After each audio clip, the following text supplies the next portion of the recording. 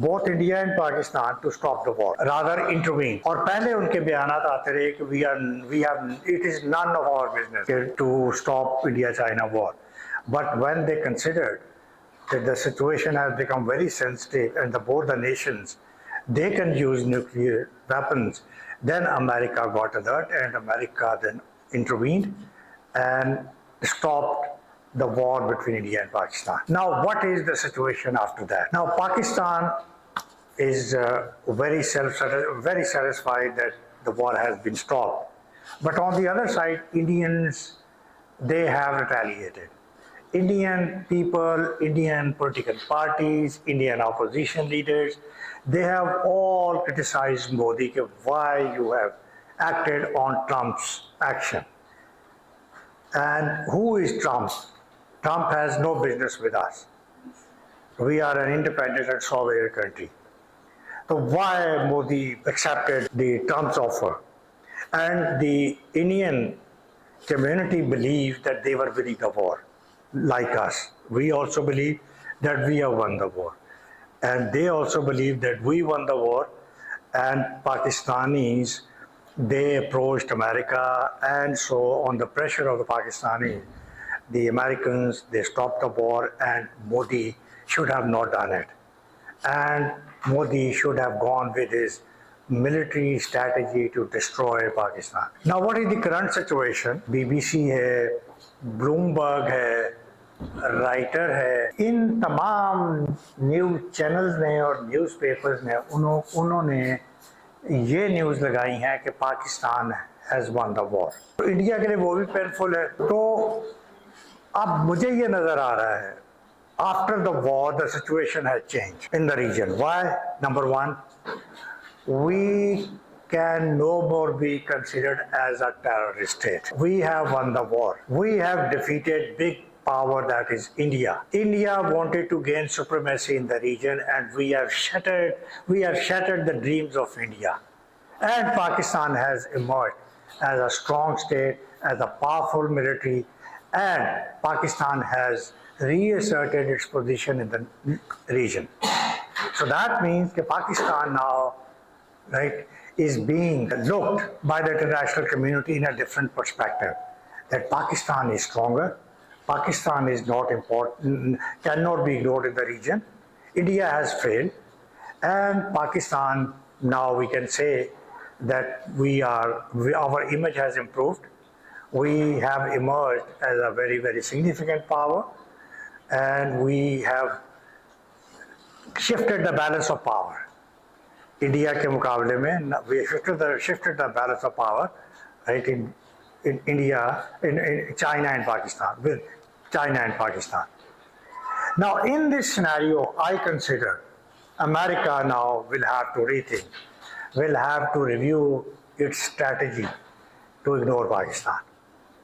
Now America can't after this war.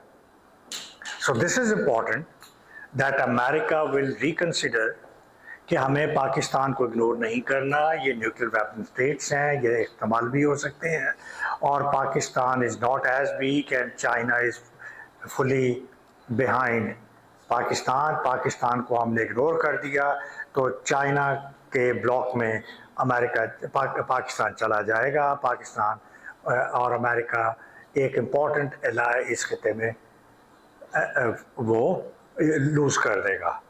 इसलिए मैं समझता हूँ कि इसकी रोशनी में there is a possibility that there would be revival of the friendship. It won't be as strong, as powerful, as strategic as India's is.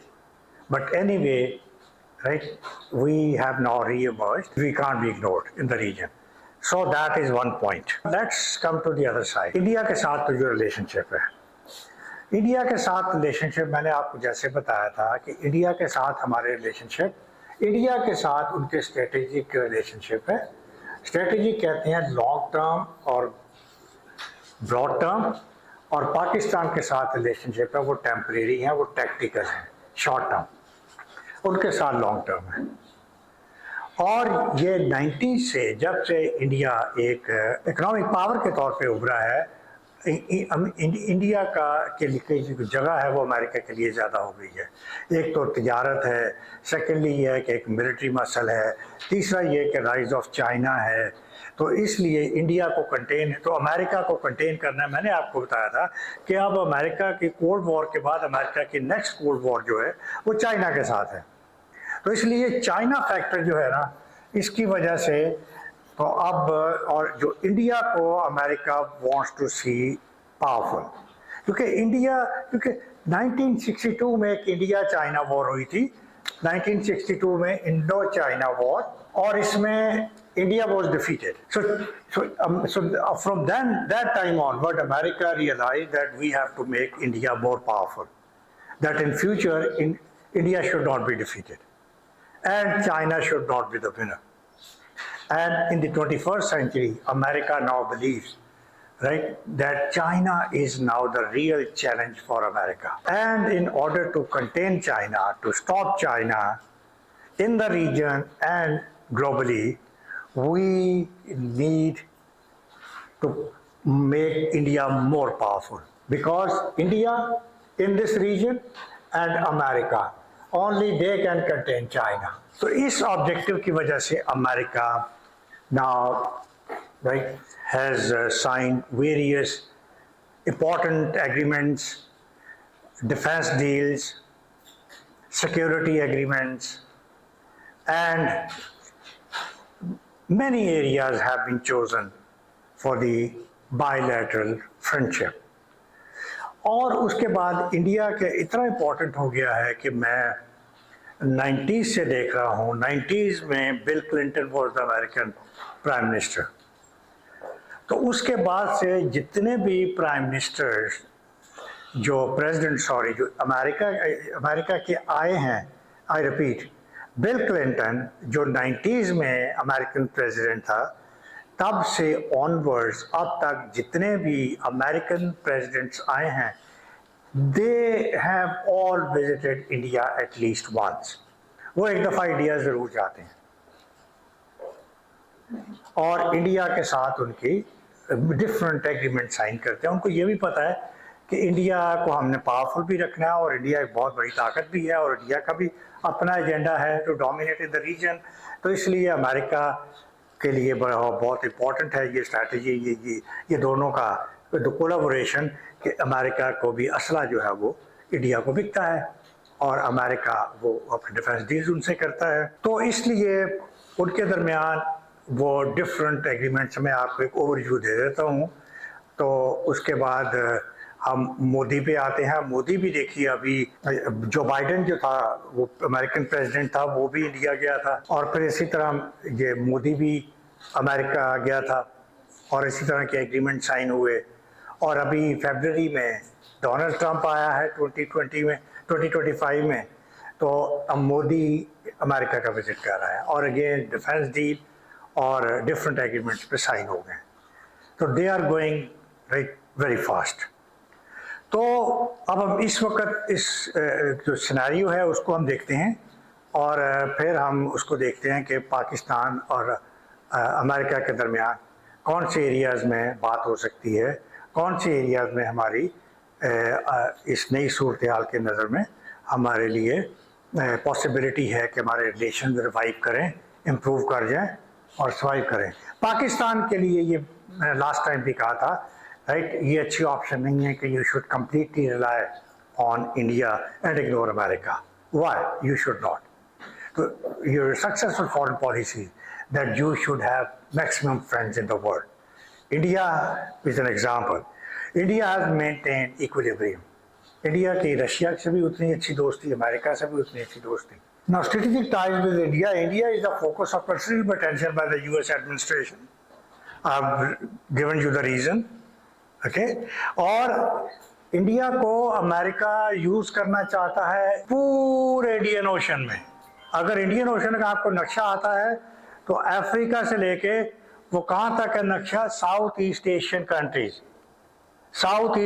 Countries, Japan तक, Indonesia तक, तो इस सारे खत्ते को क्या कहते हैं, इंडो पैसिफिक रीजन। और इस इंडो पैसिफिक रीजन में अमेरिका की स्ट्रैटेजी है इंडो पैसिफिक स्ट्रैटेजी हम आगे बाद में पढ़ेंगे, लेकिन वो बहुत बड़ी स्ट्रैटेजी है कि इंडिया को कहां तक अमेरिका ने यूज करना है। 2008 में Indo US nuclear deal sign हुई, लिमोआ एग्रीमेंट, जिस पे सवाल आया था logistic exchange between India and America.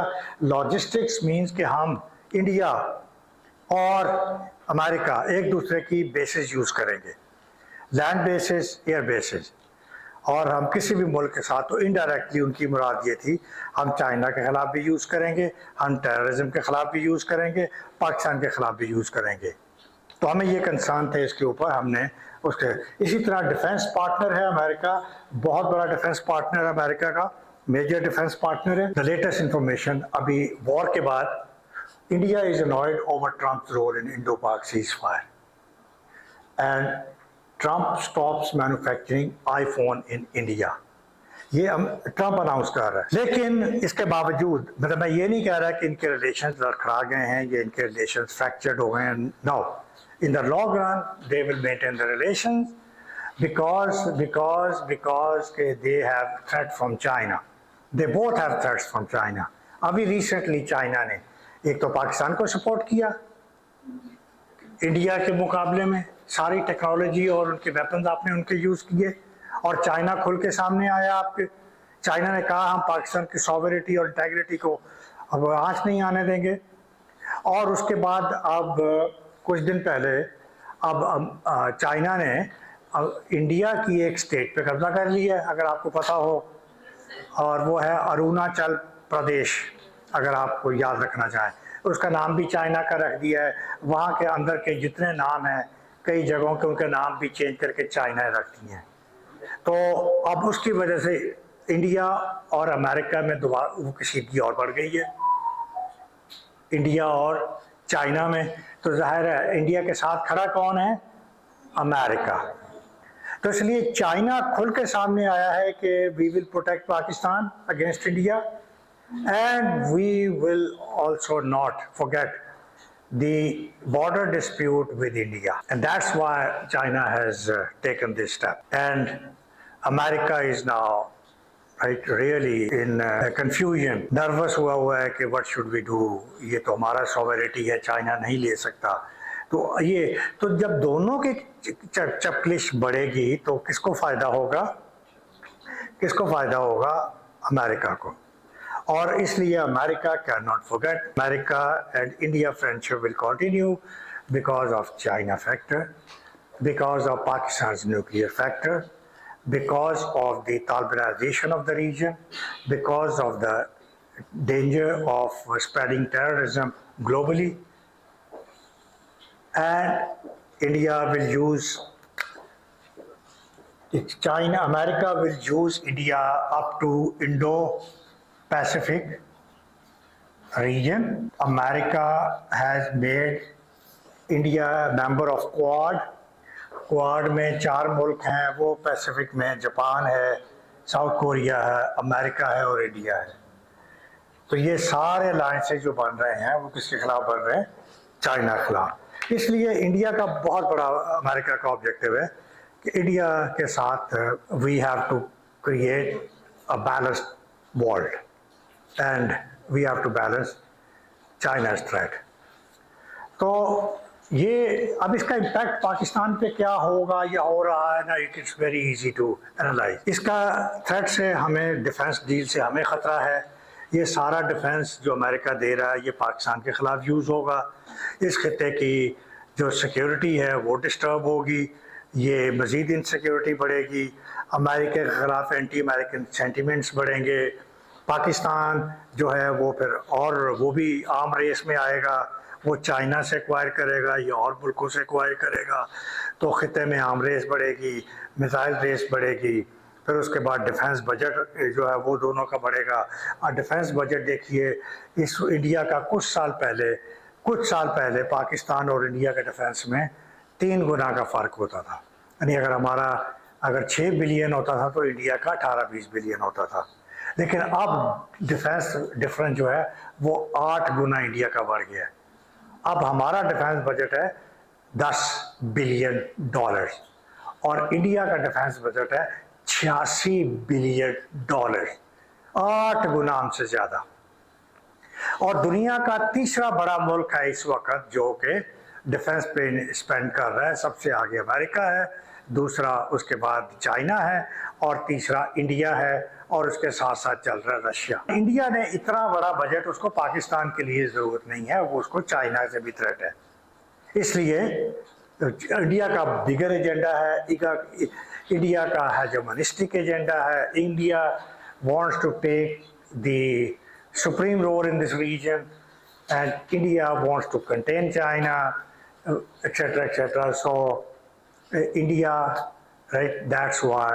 तो इंडिया को जो इतना defence deal, defence partnership, latest में सब कुछ मिल रहा है, तो this is a concern for Pakistan. And इससे खत्ते में आमदेज बढ़ेगी, इंस्टेबिलिटी बढ़ेगी, टेररिज्म बढ़ेगा और कशीदगी बढ़ेगी, ताल्लुकात पाकिस्तान और इंडिया के भी डिस्टर्ब होंगे और पाकिस्तान और इंडिया और पाकिस्तान और अमेरिका, ये सारे रिलेशनशिप जो वो डिस्टर्ब होगी। तो ये हमारे जो कंसर्न्स हैं।